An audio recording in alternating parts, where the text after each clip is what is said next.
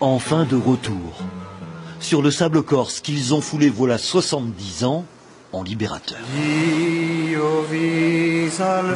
Des engagés volontaires marocains venus d'en face, de l'autre rivage de la Méditerranée, goumiers ou tirailleurs, ils ne sont plus qu'une poignée de survivants. C'était en octobre 1943. 6 000 hommes, envoyés par la France libre, faisaient leur jonction en Corse avec la résistance pour jeter à la mer l'occupant. Tellement fier de voir tout ça. L'armée allemande, retranchée dans le nord de l'île, les 14 000 SS de la Reichsführer nazie qui occupaient l'île de Beauté, sont pris au piège. Pour partager cet incroyable pèlerinage, nous sommes allés chercher chez eux les derniers goumiers du Maroc. Venus de leurs montagnes, du Moyen Atlas, ces 7 paysans berbères, âgés de 89 à 105 ans, étaient réunis à Casablanca avec des jeunes. Nous, on a 13 ans. Enfin, on a presque 14 ans. Moi, j'ai 14 ans. 14.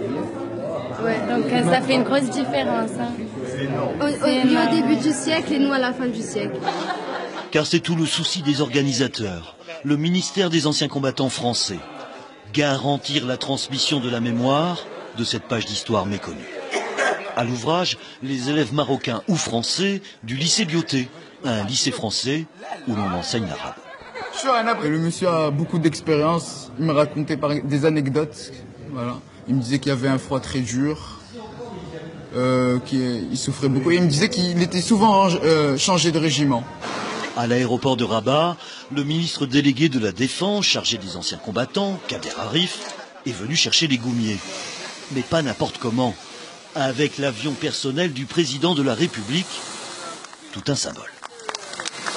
C'est une belle fierté, une belle marque de reconnaissance. Moi qui suis un méditerranéen, je sais ce que peut être la force du symbole. Dépaysement garanti dans cet Airbus de grand standing pour ces soldats de base de notre ancienne armée coloniale. Certains n'avaient jamais même pris l'avion de leur vie. Comme cet homme qui n'en revient pas à l'atterrissage en Corse d'être, dit-il, descendu des étoiles. Au réveil en Corse ce matin, tous les souvenirs se bousculent. Nadir Ali, 93 ans, et une énergie incroyable, raconte comment il a neutralisé baïonnette au canon un orgueilleux soldat nazi, avant d'être blessé dans la bataille du col de Teguin. Et c'est à cet endroit surplombant Bastia, où tant de goumiers sont morts pour la France, que cet après-midi, les vétérans marocains de cette épopée ont reçu les honneurs de la République.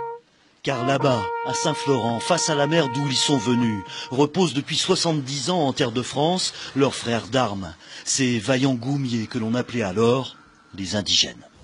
Dans cette nécropole nationale sont enterrés 48 militaires morts pour la France, ici en Corse en 1943, 47 soldats marocains et musulmans, et un officier français chrétien qui les commandait.